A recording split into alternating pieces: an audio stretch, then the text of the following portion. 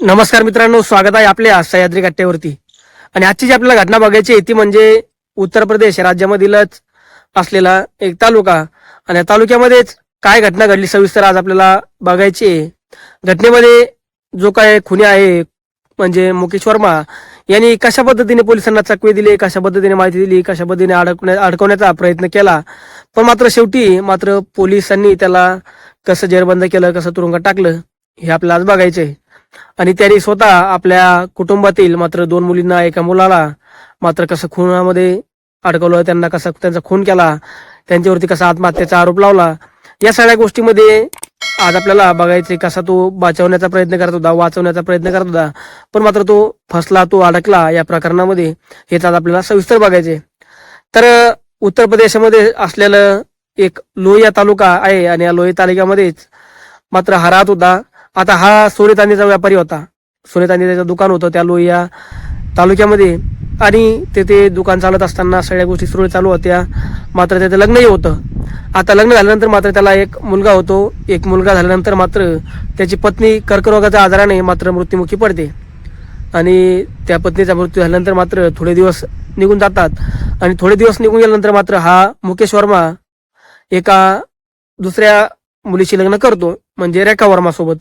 आता रेखा वर्मा सोबत मात्र त्याची दुसरी पत्नी, आणि या दुसऱ्या पत्नीसोबत तो विवाह करतो. विवाह केल्यानंतर मात्र आता रेखा वर्मा आणि मुकेश वर्मा यांचं दोघांचा अतिशय सुंदर पद्धतीने संसार चालू होतो. संसार चालू झाल्यानंतर मात्र हा मुकेश वर्मा अतिशय हुशार असतो, अतिशय तीक्ष्ण असतो. पैसाही भरपूर असल्यामुळे मात्र बाहेरच्या सवयी याला थोड्याफार असतात, पण बाहेरच्या सवयी मात्र थोड्या लिमिटमध्ये असायला हव्या. त्या याला लिमिटच्या बाहेर लागल्या होत्या, लिमिटच्या बाहेरच्या चालल्या होत्या. दिल्लीमध्ये 8 ते 10 दिवसाला, 15 दिवसाला जाणे याचं होत होतं व्यवसाय निमित्त, सोने चांदी आणण्यासाठी, या सगळ्या गोष्टी करण्यासाठी. आणि या सगळ्या गोष्टी चालू असताना मात्र हे सगळं जात येत असताना अचानकच असं काही घडतं की याचं एका मुलीवरती लक्ष तिथे जातं. आणि त्या मुलीवरती लक्ष गेल्यानंतर मात्र तो त्या मुलीवरतीच कसा अडकत जातो, कसा त्याच्यावरती पूर्ण लादून देतो, पूर्ण पैसा तिच्यावरती उधळण्यासाठी कसा तयार होतो, सज्ज होतो, हे आज आपल्याला सविस्तर बघायचे.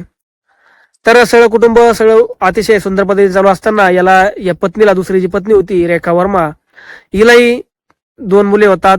आणि 2 मुले म्हणजे तिला एक मुलगी आणि एक मुलगा होतो.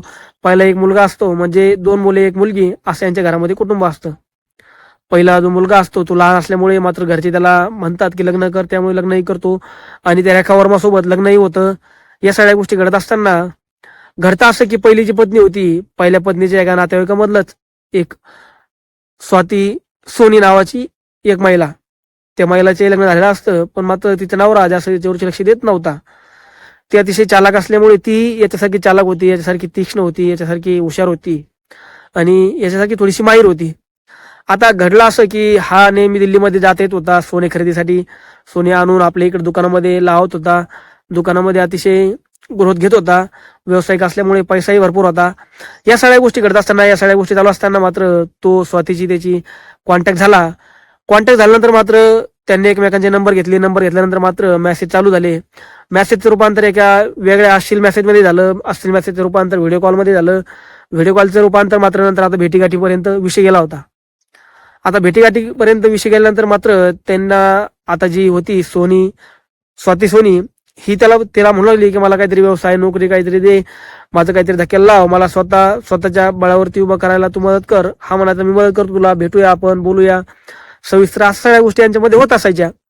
पण एक दिवस घडतं असं की हा एक दिवशी दिल्लीमध्ये जातो कामानिमित्त. घरी सांगतो की काम आहे म्हणून निघून जातो. आणि घरी काम आहे असं निघून गेल्यानंतर मात्र ते स्वाती सोनीला बोलून घेतो. स्वाती सोनीला एका हॉटेलवरती तो बोलून घेतो. हॉटेलवरती बोलल्यानंतर मात्र दोघेही तिथे शारीरिक संबंध ठेवतात. शारीरिक संबंध त्यांचे चालतात. दोघे एकमेकांची मनं भरभरून पूर्ण शरीराचा एक आनंद लुटण्याचा प्रयत्न करतात. आणि या सगळ्या गोष्टी घडल्यानंतर मात्र यांचं प्रेम आता जोमात चालू होतं. जोमात चालू झाल्यानंतर मात्र यांना एकमेकांच्या शरीराची सवय लागते. यांना एकमेकांच्या शरीराची मजा लुटायला एक आनंद वेगळाच येत असतो. याच्यामध्ये त्यांच्यामध्ये प्रेम वाढतं, शारीरिक संबंध वाढतात. सगळ्या गोष्टी वाढल्यानंतर मात्र याचं असं होतं की आता नेहमीप्रमाणे 8 ते 10 दिवस झाले की हा दिल्लीकडे रवाना व्हायचा. 8 ते 10 दिवस झाले की हा दिल्लीकडे रवाना व्हायचा. त्याच्या घरच्यांना, भावांना, बायकोंना, या सगळ्यांना याच्यावरती थोडा संशय लागला की हा दिल्लीकडे सारखं पळतोय. हा व्यवसायासाठी जात असला तरी मात्र तिकडे एक वेगळेच गुलचर्रे हा उडत होता, हे मात्र कुटुंबाला माहिती नव्हतं. घडला असं की यांच्या प्रेमामध्ये जास्तच थोडीशी ओढताड चालू होती. जास्त प्रकरण चालू होतं या सगळ्या गोष्टीमधनं, मात्र त्याच्या घरच्या बायकोला मात्र आता संशय यायला लागला होता. घरच्या बायकोला संशय यायला लागल्यानंतर मात्र बायको त्याला विचारू लागली, काय करतोस, काय कुठे जातोयस, काय चाललंय तुझं, काय करतोस. मोबाईलमध्ये थोडेसे नंबर वगैरे चेकअप करते. तेव्हा मात्र त्या बायकोलाही लक्षात येतं की याचं बाहेर काहीतरी घनचक्कर चालू आहे, बाहेर काहीतरी याचं प्रकरण चालू आहे. तर हे प्रकरण आता कुठेतरी थांबलं पाहिजे, कुठेतरी आपण कुटुंबावरती लक्ष दिलं पाहिजे. हा विचार मात्र त्या मुकेश वर्माच्या लक्षामध्ये येत नव्हता. मुकेश वर्मा जो काम करत होता पहिलं, जो ती ज्याला सवय लागली होती, जी त्याला एक लालूच लागली होती शरीर लुटायची, त्या स्वाती सोनीची, तो मात्र आता सोडायला तयार नव्हता आणि त्याचं ते एक व्यसन झाल्यासारखं झालं होतं. आता या सगळ्या गोष्टी चालू असताना, हे सगळं घडत असतानाच त्याची पत्नी मात्र त्याला आता जास्त टॉर्चर करू लागली होती, जी रेखा वर्मा होती. रेखा वर्मा त्याला बोलू लागली, ते करू लागली, सांगू लागली त्याला. पण त्या रागाच्या भरामध्येच मात्र तो चिडचिडून मात्र त्याच्या डोक्यामध्ये विचार आला की आपण यांना सगळ्यांना संपवून टाकायचं. आणि मस्त इकडं जी स्वाती होती, स्वाती सोनी, दिसायला अतिशय तरुणी होती, लग्न झालेलं होतं, पण नवरा बाहेरगावी असल्यामुळे ती कधीतरी अधूनमधून येत असायची. तिला आता त्याने एक दुकान तिथे टाकून दिलं होतं दिल्लीमध्ये, सोन्याच्या एका ठिकाणी. आणि सोन्याचं दुकान टाकून दिल्यानंतर मात्र ती आता सोबळावरती उभा राहिली होती. यांना दोघांना आता अधूनमध्ये कोणी नको असा त्यांचा विचार झाला होता, असं त्यांना वाटत होतं.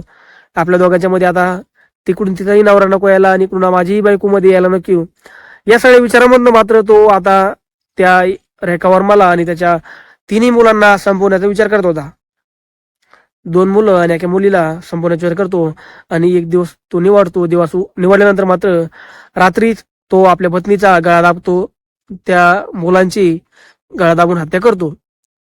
3 लहान लहान मुलांची खून आणि एक पत्नी, म्हणजे 4 जणांचा खून करून हा तिथून बाहेर पडण्याचा प्रयत्न करतो. पण बाहेर पडण्याचा प्रयत्न केल्यानंतर मात्र हुशार असल्यामुळे तो प्लॅन असा करतो की आपण कुठं जायचं नाही, काही करायचं नाही, आपण त्या आपल्या पत्नीच्या मोबाईलवरनच स्टेटस टाकायचं की आत्महत्या करत आहे, असं करत आहे, तसं करत आहे.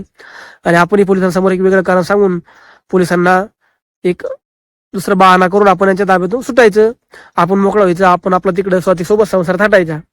पण मात्र त्याच्या मनासारखी एक गोष्टी घडत नाही, त्याच्या सगळ्या मनाविरुद्ध याच्या गोष्टी घडतात. असं की तो स्टेटस आपल्या बायकोच्या मोबाईलवरती टाकतो की मी आता आत्महत्या करणार आहे, असं करणार आहे. स्वतःच्या मोबाईलवरती असं टाकतो, मी आत्महत्या करणार आहे, मी कर्जबाजारी झालो आहे, व्यवसायामध्ये मला लॉस झाला आहे, माझी फसवणूक झाली आहे, या कारणामुळे मी आत्महत्या करत आहे, माझं कुटुंबही माझ्यासोबत आत्महत्या करत आहे. आपण असं सांगू, बाहेरच्या लोकांना आपल्यावरती दयामाया येईल, आपण याच्यावरती वाचू आणि एक वेगळ्या नजरेने आपण लोक आपल्याकडे बघतील, असं त्याच्या मनामध्ये विचार येत असतो. पण हे असं घडत नाही, हे असं मुळीच घडत नाही. घडतं असं की तो तिघांची हत्या, त्या 4 हत्या करून मात्र तो स्टेशनला जातो. स्टेशनला मात्र खाली रेल्वे पट्टीवर झोपतो. रेल्वे रुळावरती झोपल्यानंतर मात्र स्टेशनच्या थोडं बाहेर झोपल्यामुळे रेल्वे लगेच नेल्यानंतर मात्र रेल्वेला ब्रेक लागणार असतं हे त्याच्या लक्षात असतं. रेल्वे रुळावरती जाऊन झोपतो आणि रेल्वे चालक जो बघतो तो लगेच ब्रेक दाबतो, पोलिसांना खबर देतो. पोलिसांना खबर दिल्यानंतर मात्र पोलिस तिथे येतात, बघतात तो आत्महत्याचा प्रयत्न करत होता हे ढळढळ तिथे दिसतं. त्याला उचलतात तिथून, त्याला पोलीस स्टेशनला नेतात, त्याला समजवण्याचा प्रयत्न करतात, त्याच्याकडून पूर्ण विचारपूस करतात. तो म्हणतो की माझी व्यवसायामध्ये खूप अशी मोठी फसवणूक झालेली आहे, मला भाऊही साथ देत नाहीये, माझी पत्नी, सगळ्या गोष्टी मी यांना समजून सांगण्याचा प्रयत्न करत होतो, पण पत्नी हे म्हणत होते तुम्ही आम्हाला सोडून आत्महत्या करताय तर आम्हालाही तुमच्यासोबत घेऊन चालला, आम्ही जगून फायदा नाही, या सगळ्या गोष्टी खोट्या बोलून मात्र तो पोलिसांना एक या बोलण्यामध्ये अडकवण्याचा प्रयत्न करत होता. पण पोलिसांना मात्र काहीतरी वेगळं याच्या नजरेमध्ये दिसत होतं. तरी पोलीस त्याला तुरुंगात टाकतात. तुरुंगात टाकल्यानंतर मात्र त्याला ते बघतात, एक 4-8 दिवस त्याच्यावरती निगराणी ठेवतात की हा खरंच याच्यामधनं असं घटना घडलेली आहे का, या 3 जणांची खून झालेला आहे, कसं झालेलं आहे. त्या 3 जणांचा खून झालेला आहे असं पोस्टमॉर्टम नंतर यांना कळतं. पण खून झाला तर केला कोणी, हा तर म्हणतोय आत्महत्या केली. मग काय प्रकरण नेमकी. मग त्यानंतर ते पोलीस स्टेशनला त्याला तुरुंगात टाकल्यानंतर मात्र त्याच्यावरती एक 8-4 दिवस नजर ठेवल्यानंतर त्याला असं पोलिसांच्या लक्षात असं येतं की हा फक्त वरून असं दाखवतोय की परेशानीत आहे, असं घडलंय तसं घडलंय, पण आतून हा किती नराधाम आहे हे मात्र कोणाला समजून द्यायचा प्रयत्न करत नाहीये. आणि असं झाल्यानंतर मात्र पोलिसाला ओळखतात. ओळखल्यानंतर मात्र त्याला पद्धतशीर बाजूला घेतात आणि त्याला चांगला पोलिसी खाक्या दाखवल्यानंतर, त्याला चांगलं उपवल्यानंतर मात्र तो सांगू लागतो की असं असं झालं, असं असं केलं, असं असं प्रकरण माझ्या हातून घडलं, मी असा असा प्लॅन केला होता आणि मी आत्महत्याचा आरोप माझ्या पत्नीवरती, मुलावरती, त्यांच्यावरती लावला, माझ्यावरती मी आत्महत्या करण्याचा प्रयत्न करत होतो, पण तुम्ही मला पकडलं, या सगळ्या गोष्टी समोर तुमच्या आल्या, असं सांगून मात्र पोलिसांसमोर सगळा विषय पूर्ण सोपास्कार होतो, तेव्हा ते मात्र या स्वातीला बोलून घेतात, स्वाती सोनीला, आणि हिच्याशी विचारपूस करतात. तेव्हा मात्र हिचाही काहीतरी हात या प्रकरणामध्ये आहे का तेही तपास सुरू असतो. आणि या मुकेश वर्मालाही आता तुरुंगात टाकल्यानंतर मात्र त्यालाही आता फाशीची शिक्षा ही देण्यात येते. एक सोबत त्यांनी जवळजवळ 3 मुलांचे आणि एका त्याच्या पत्नीचे म्हणजे 4 जणांची हत्या करून मात्र तो या स्वतः फरार होण्याच्या तयारीत असतानाच पोलिसांनी त्याला अडवलेला आहे, त्याला अडकवलेला आहे. मित्रांनो, आपण प्रेमामध्ये जेव्हा अडकतो, प्रेमामध्ये जेव्हा डुबतो, एखाद्या शरीर संबंधामध्ये आपण जेव्हा अडकत जातो, तेव्हा कितपत अडकायचं, कितपत त्याच्यामध्ये जायचं, कितपत या गोष्टी योग्य आहे याचा विचार आपण अगोदर करत नसतो. आणि एकदा याच्यामध्ये अडकल्यानंतर मात्र याची सवय झाल्यानंतर मात्र माणूस आपल्या आईवडिलांचा, आपल्या पत्नीचा, आपल्या मुलांचा, मुलींचा, आपल्या परिवाराचा कशाचाही विचार न करता फक्त त्या समोर असलेली जी स्त्री आहे त्या स्त्रीला भोगण्यासाठी फक्त हा माणूस जे नाही ते करण्याचा विचार करत असतो, जे नाही ते लुटपट तिच्यासोबत करत असतो. अशा मजेत हे जो वर्मा आहे, वर्मा अडकवण्यात गेला, याला फाशी शिक्षा झाली, स्वतः पूर्ण संसार हे करून बसला. त्या स्वाती सोनीला ही मात्र तो तुरुंगात घेऊन गेला. दोघे आता तुरुंगात जाऊन बसले. माझ्या तर वेगळी, पण आता यांची एक वेगळीच हजा व्हायला लागलेली आहे, हेच आपल्याला या स्टोरीमधनं लक्षात येतं. आपण थांबूया इथेच, भेटूया पुढच्या स्टोरीमध्ये. तोपर्यंत काळजी घ्या आपली व आपल्या कुटुंबाची. व अशाच वेगवेगळ्या स्टोरी बघण्यासाठी आपल्या चॅनलला तुम्ही नक्कीच सबस्क्राईब करा. धन्यवाद.